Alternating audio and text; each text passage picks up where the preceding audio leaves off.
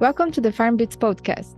FarmBits is proudly produced by Nebraska Digital Agriculture Team and hosted by students at the University of Nebraska.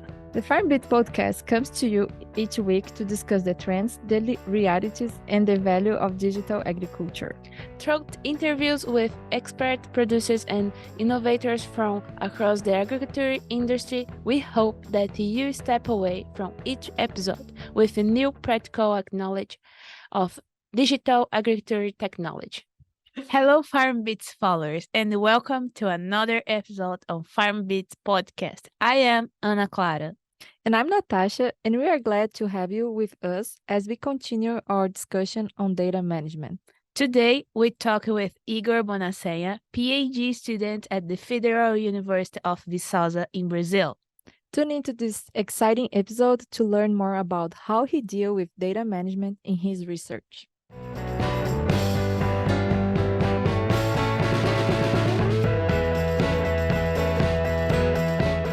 I'm Igor Boninsenha. I'm agronomist. I live in Brazil.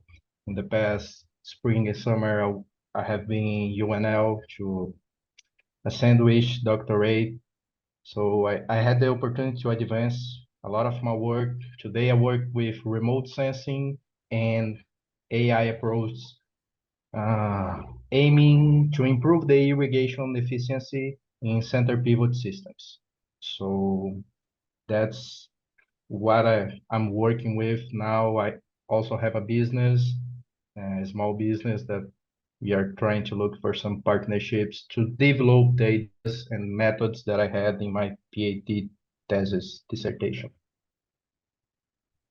Okay, well, it's impressed that you are a student and you are still having your own business in the same time. So you are a good example for many people. That's right. It's hard work, but It works. that's a good way to work. Mm-hmm. And Igor, so since your episode is related to data management, can you tell us how the data management practices benefit your research? Well, sure.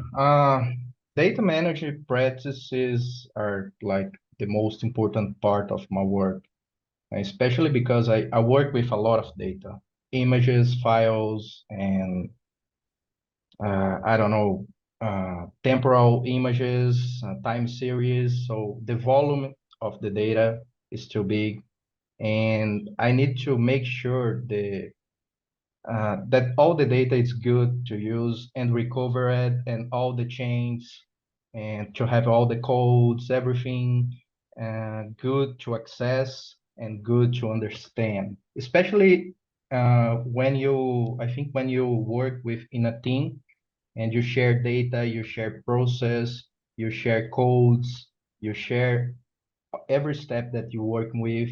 So it's the most important thing is data management. It's how to make sure that your data is good and understandable for everyone that is working with.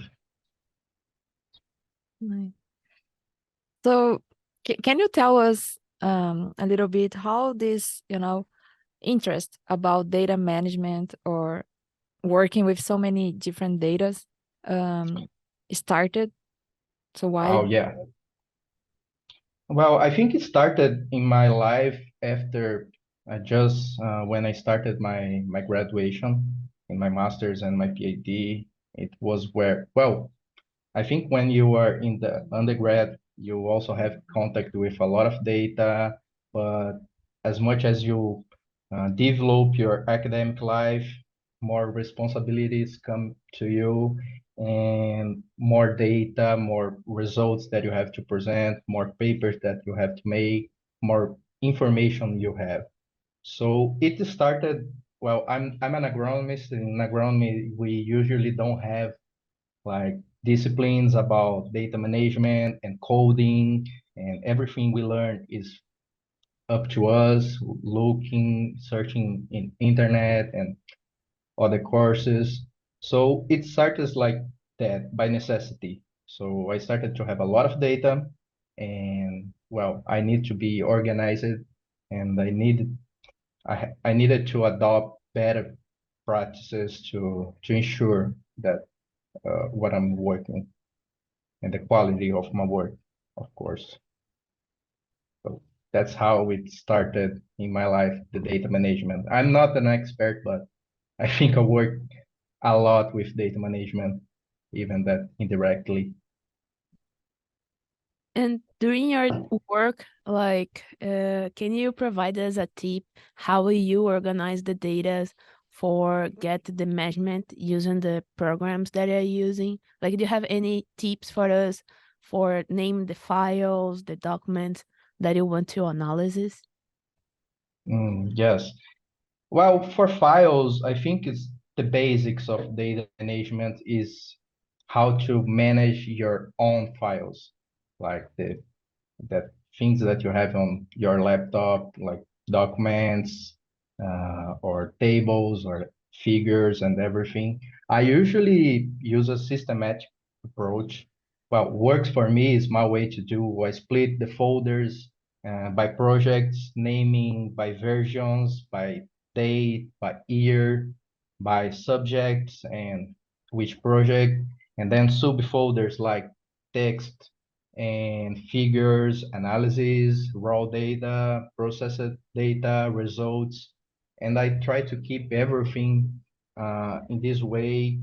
For example, when I write a paper and other authors will contribute, I try to keep all changes like version 00, version 01, and that it goes, because if I need to recover an idea, I can easily get that idea that I had before and include my next text. So I think that's the basics of data management. Is more like a personal organizing system that works. For more complex systems, I think we have the metadata of the files. I work with remote sensing. Remote sensing is basically all information that you can get without a direct contact with the object. But today, when we talk about remote sensing, everybody understands about satellite images. That's my word. So in satellite images, when we get some information, they usually came with some metadata. Metadata is the information beyond your data. So I have the image, but I have the metadata, the date of acquisition, the orbit, name, the clouds, coverage, and all those informations that are useful for my work. The coordination system that, especially for who works with uh, geographic information systems, is an important thing, because you need to change the and makes the standardize everything, all the data you have before to start to work. So, well, and you can also add metadata in your documents. I think like Microsoft systems, when you have a spreadsheet, you can add metadata, creation, author, chains, and everything. So it's also a way to do that. For codes, for example, I write a lot of codes, and I share this code with my team, with the persons who are collaborating in my work also. So we have to make sure that other person will understand what we are doing and what does that code do. Because even if, okay, this person knows how to code even better than I do, but well, she's gonna have a piece of code and okay, I'm lost here. I need to understand. I need to study the code. And we can use some comments in the code, like lines that doesn't make nothing in the processing, but gives an information. Okay, this part's changed the label size, the font size of this figure. So this kind of comments, and they can understand everything. So now I think I'm progressing data management, because, as I said, I have my business and we are trying to develop some approach and some tools. And the volume of data is really big. and we need to have control. So we need to scale the data management to another level. So I'm learning SQL, that is a programming language, very effectively for data management. So that's what I'm doing now. I'm just starting, so get easy on the questions about SQL.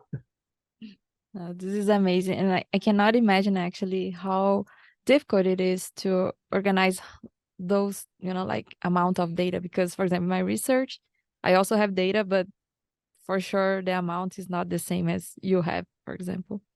And Well, in my last work that I developed, I was managing 250,000 images, satellite images. So the volume of that is really big.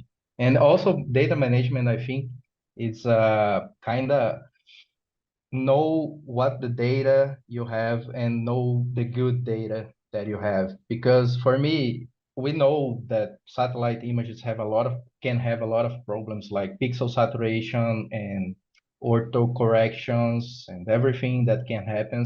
So maybe we have a lot of images, but not all the images are good for my work. So I need to filter the image is good, because otherwise I wouldn't have good results. So that's another step. I think is also related with data management, is to yeah, select the good data. yeah, for sure. And one curiosity that came to my mind. So when you receive the satellite image, for example, I imagine the folders or the documents come in a specific way, the names, for example. But then you need to standards to send to other students or, like your coworkers. Do you have I don't know, a program or a software that help to standardize the name of the file, or you need to do one by one? No, definitely I wouldn't do one by one. It's a labor-intensive activity. So I usually use scripts to do that, especially Python scripts. I work with Google Earth Engine to dataset acquirement in this last work that I did. So each satellite comes with a specific name and a specific form to write the name of the file.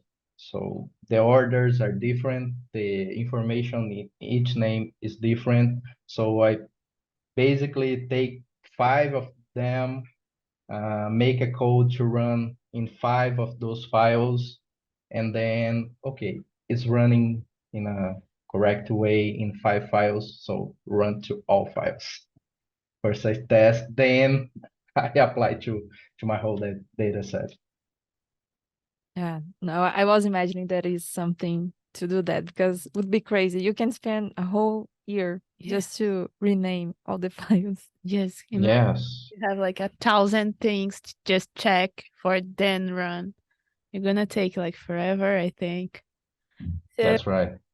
for a beginner that is like us, as me, like master students, do you have like any program that you recommend for us for a start, like just for try to organize our data, like that is not that amount of yours?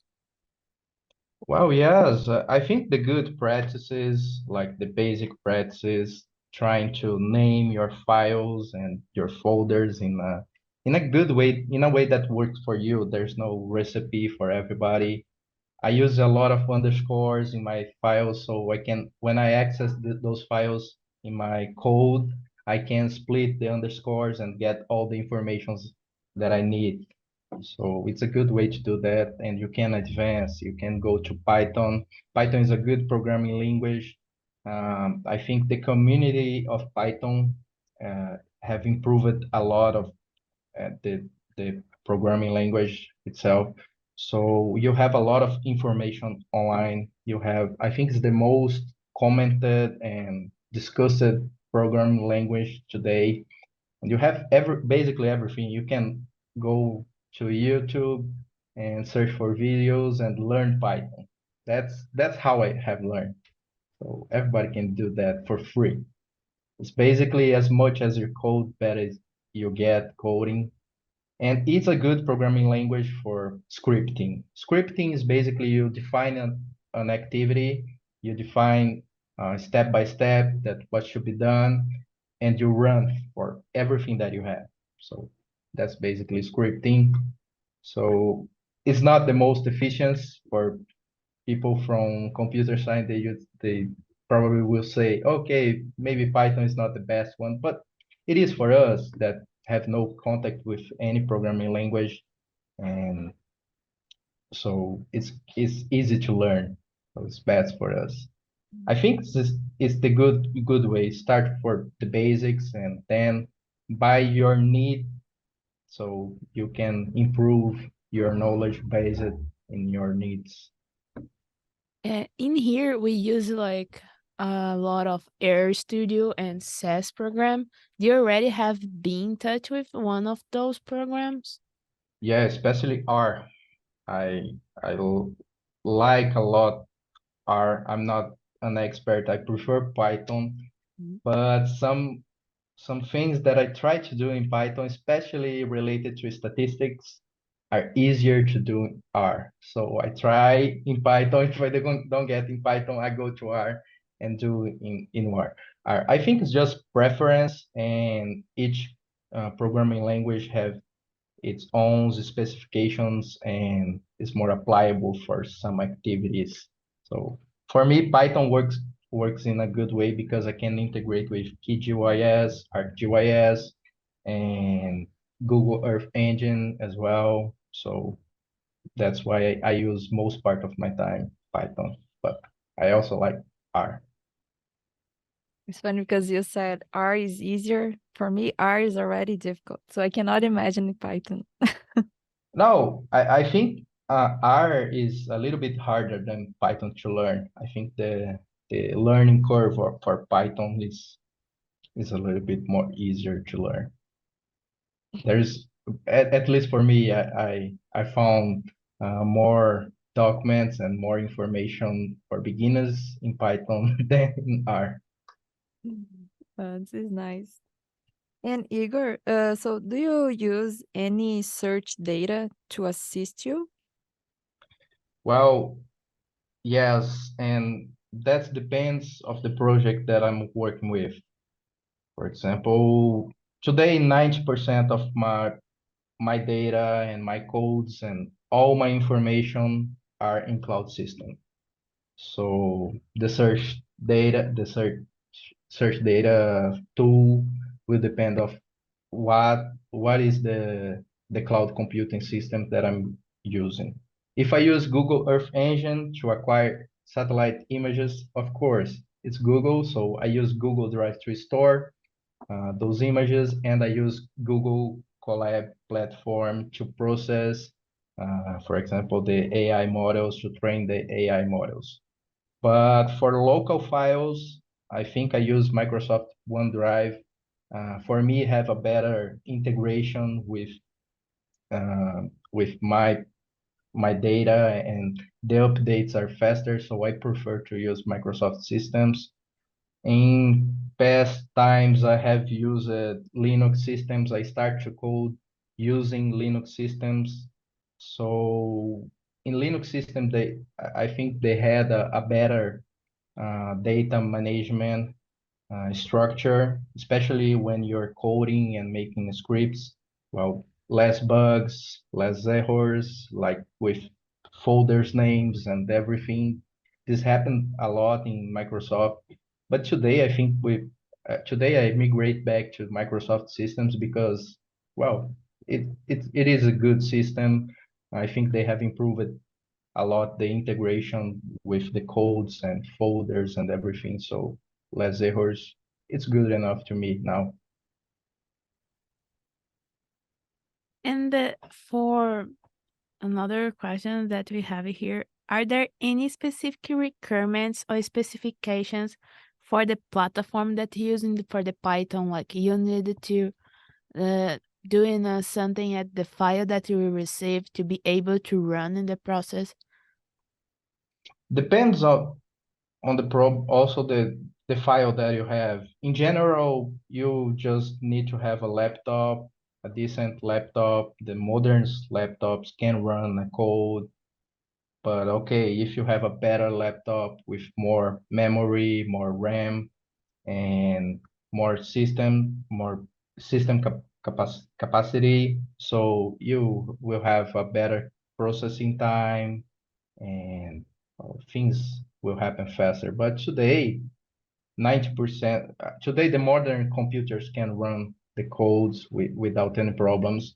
Cloud systems also are a good thing that you can use. For example, Google Colab, you can train an AI model without have local processing. So it's all processing in cloud systems. You're using a server.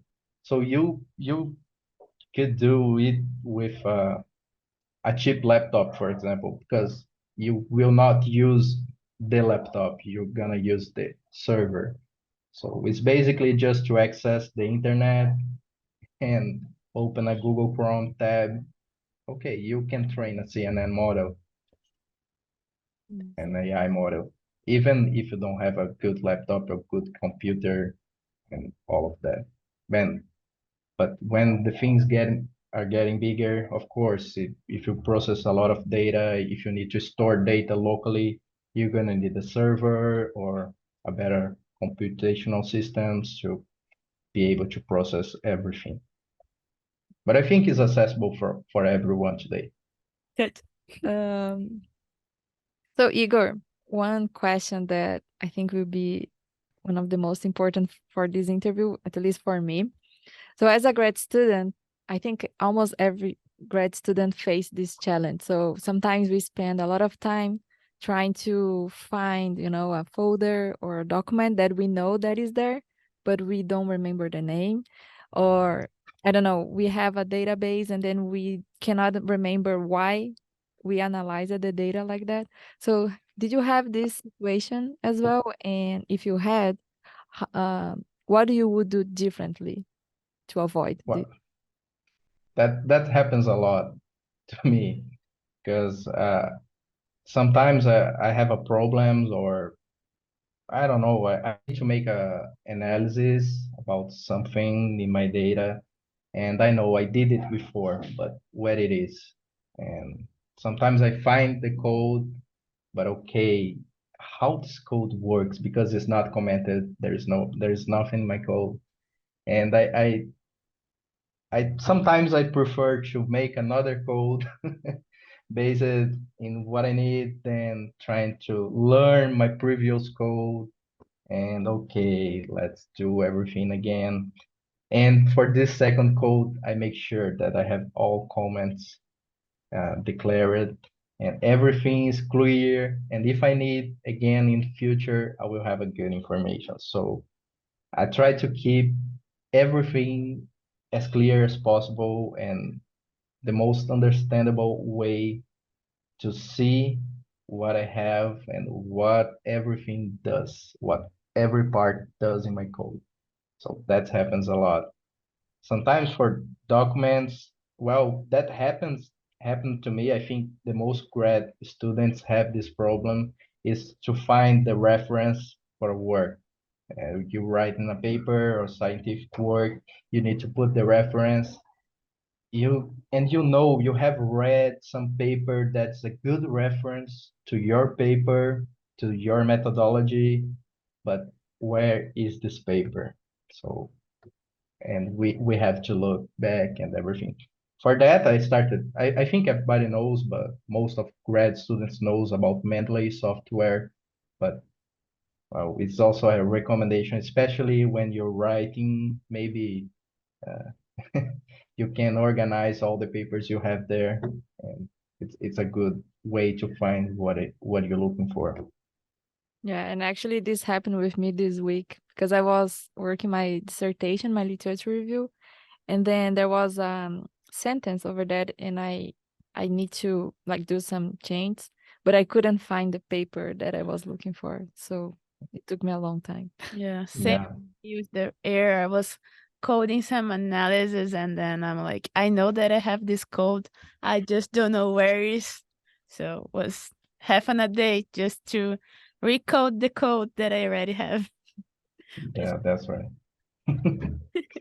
So what are the other challenges or even the encourage when you're processing your data? Like how you imagine that? Like what are the challenges for you? Well, for me, it's the volume of data, so it's the main challenge that I have. But have another parts of data management that are a challenge. I would say that the data set acquirement is a challenge, especially when you are working with a team. Well, you have your work, you're the first author of a paper, you know the methods, but you have your interns working with you, and you need to make sure that they understand your work before they start to work with you. So explain your work for them, explain why each information is important to your work. Last year, I went to another state here in Brazil. I was in the data set acquirement for my PhD, and we were evaluating some center pivots, and happened that some informations, essential informations like coordinates of the center of equipment, or they just forgot to know. And well, it's a simple information to get in field, but if you just forget to know, it will be a hard task to do it after. So some data we could recover, but some data don't. And well, I think we lost six evaluation. Doesn't didn't had so big impact on my results because we had a lot of data, but well, our six center pivots that took at least 3 hours each to evaluate. So a lot of work waste. Wow. Yeah, I imagine the disappointment. This- Yeah. Yeah, we were trying to recover all the information and everything, but sometimes we lost more than just the coordinates. We lost the data that we need. So, well, there is no how to adjust the methodology for that case. Yeah, research is never easy. We always need to be Yeah. careful with the small details. So, in your opinion, what is the biggest gap in the data management when we are in grad school? In grad school, to me, uh, personally, was the lack of training. I didn't had. I was have con I had contact with coding and all these computing systems, especially in my PhD. But in my master's, I didn't had. Well, I could choose some subjects to do, but I didn't had time in the moment to do that. And I think it's the lack of training. If we, in our undergrad, we had at least one subject related to processing, data management, just the basics, just to learn the logic of the systems would be great for us. But I think even that, if you are not a computer science person, you can find online, as I said, you can have your training, just search, and you're gonna find a lot of things to learn. Yeah, it's a good point that you brought because I think in the when we are in grad school, it's complicated because we are lacking some training like data management and also for writing. Some I think those type of training would help us to save a lot of. Wow. Yeah. And also I hope that the students when they read the course they know the importance of that because sometimes students don't think that oh my gosh why do I want to learn data management, but it's like you're gonna be required at the end of your course to have something related with this, so it's easier when you do your own. This way you know what are you doing and the results that you're getting, so there is little Yeah, you're necessary. gonna need in your professional life, of course. So Exactly. Yeah, In a time of our life, you're gonna need something or to know someone that knows how to do, but you can do by yourself. exactly. So, for the producer perspective, is how C Agri, sorry if I say wrong, would help the farmers. Well, Siagri is the Brazilian way to say, but we usually say Siagri, but it's okay. First, explaining what is Siagri. Siagri is my small business. I have started this business in my master's. Since I started my master's, me and my friend, we founded this business because, well, I saw that I had contact with a lot of researchers, a lot of grad students. They were amazing. They had amazing jobs, amazing papers, amazing methods, amazing results, amazing papers. But okay, and after that, how your methods impact the farmers. So if you, always felt that, okay, if I don't have a real impact in the field with farmers, with my work, so it's worth nothing. So I try to make Siagri to develop the ideas in my PhD and my master's and develop tools to farmers. So the methods that I'm developing will become tools to be used by farmers in fields and get real solutions and field answers for the problems they have. So I started working with optimization systems in my master's. We had developed some projects with farmers in fields, but as soon as I started my PhD, I started to work with remote sensing, and AI was an idea that I had since I was intern in my undergrad. So I saw the problems. I started to study remote sensing and AI. I said, well, there's a chance that to develop a methodology to solve this problem we have in field with remote sensing in a fast way and cheap way, and everybody can use. So that's what I did, and that's what we are working with now. We are trying to develop some partnerships to have a other business with us to help to develop the platform and deliver this solution. I think until next year, we're gonna have an online platform working and being applicable to the farmers. That That's the goal. That is really nice. Congrats for your idea. Because I do have like that impression as well, because most of our research sometimes is still getting inside the university, didn't get the farmer for the real achievement that they wanted. And looking for the data management, sometimes farmers have a lot of stuff to deal that work with that it's also a really another part of his day that he don't want to spend that much. So if you could simplify that, it's great. So congrats for your idea. Oh, thanks. And well, I always like to say that, well, a scientific paper doesn't need to be just a piece of paper. It can be something more. And I know people that did that. Okay, I don't want just a piece of paper to be used by other research, to be a citation or something. I want more. And well, they are succeeding in their works. They are working with these ideas, and well, they're doing good.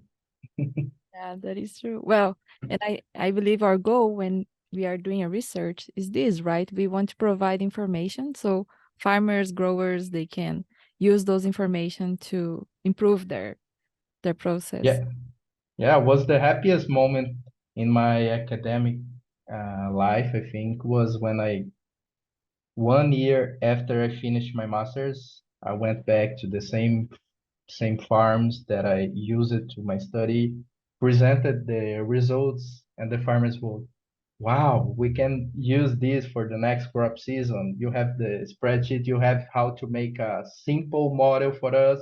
I said, yes, it's ready, it's here. Take that. You helped me, so it's it's for you now. Mhm. And thank you for help. Yeah, And well, was recognition was something that makes me happy at the time. you saw all your hard work worth that time. Yes, yes, and not just for the paper. It's Mhm. something that's really been applied in field. Yeah, that is true. That is really nice. Thank you for sharing about the I agree. Sayag. Agri. Sorry. And if our listeners want to learn more about Sayagri, and that is a website or I don't know, a place that they can learn more about this. Yes, we have the website sayagri.com.br, BRD from Brazil, so they can find us there or just get in contact with me, find my LinkedIn, and okay, send me a message. We can discuss if you want to join or know the projects that we are working with. Well, I'm available to answer everything, and well, who knows, make a partnership could be possible. Great. So, there is anything that we didn't talk about today that you might want to add or mention in this conversation? Any tip or you're free to talk. Oh, I think it's just the closing of everything. Like I say that less is more. So to start the data management with the basics, find a way that works for you. Try to learn programming language are Python or JavaScript or other that are adapted to your work, your problems that you have, and try to evolve your learning based on your needs. So don't try to, okay, I'm gonna learn the SQL first, and because you're gonna be disappointed. Yeah, okay, why I'm learning this, I won't use now. So, and when you need to use, you maybe will forget everything that you have learned. You need to restart. So start with the basics. Try to learn programming language and go. One just one more question that come by my mind, sorry. Is like what do you think to use the AI to help us coding? Like many people are asking help for uh chat GPT to get like the improvement because sometimes search on Google or try to find the YouTube's videos took us too long. So what do you think about AI on coding? Well, I think it's great, ChatGPT. I'm glad that you talk about that.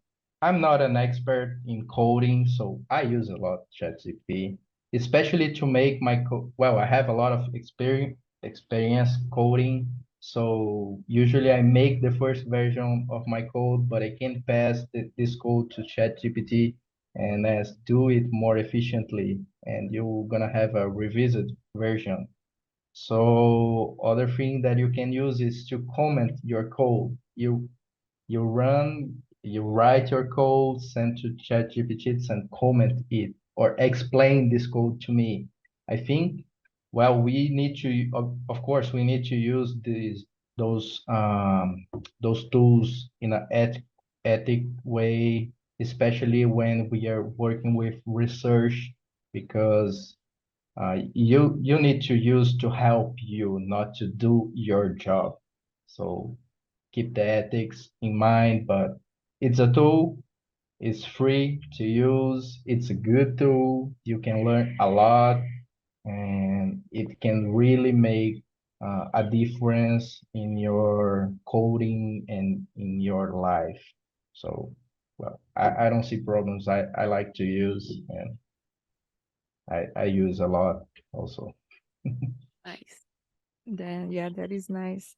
So going to your last question, a tradition here in the FarmBits is to ask or interview a piece of advice. So, what advice do you have for anyone interested in data management?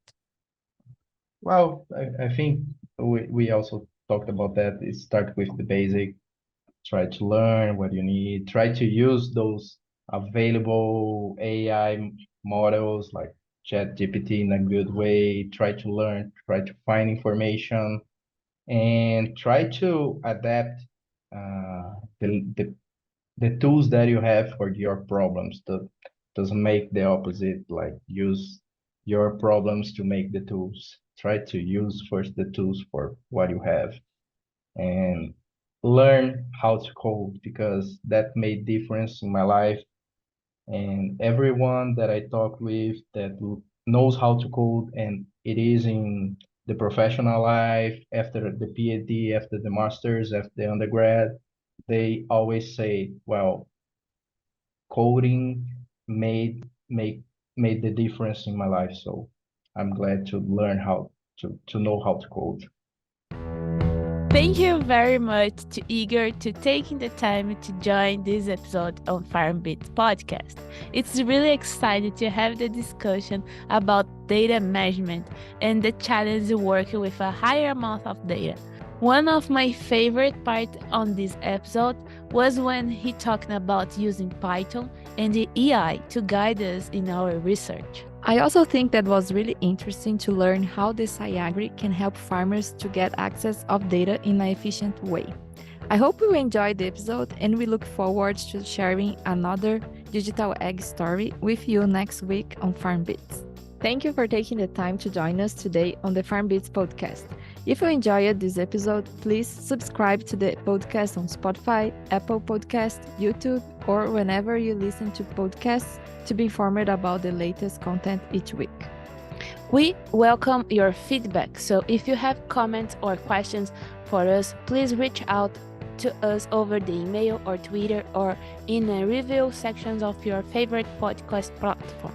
Your contact information can be found in the show notes. We would like to thank Nebraska Extension for their support of this podcast and their commitment to providing highly quality informational material to members of the agriculture community in Nebraska and beyond. The opinion expressed by the hosts and guests on this podcast are solely their own and do not reflect the views of Nebraska Extension or the University of Nebraska, Lincoln. We look forward to joining us next week for another episode of